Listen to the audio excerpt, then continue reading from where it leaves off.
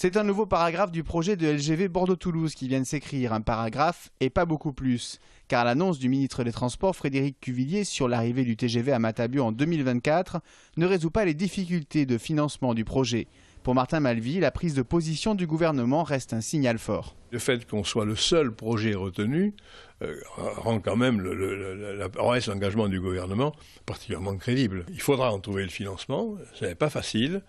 On ne peut pas non plus raisonner uniquement en tenant compte des difficultés qui sont les nôtres aujourd'hui. À échéance de quelques années, nous devons retrouver un rythme normal des 2 ou 3% de croissance par an. Et à ce moment-là, les problèmes de financement de ces grands projets se poseront dans des termes tout à fait différents de ce qui se pose aujourd'hui. Une confiance en l'avenir comme clé d'un tronçon Bordeaux-Toulouse estimé à 6 milliards d'euros.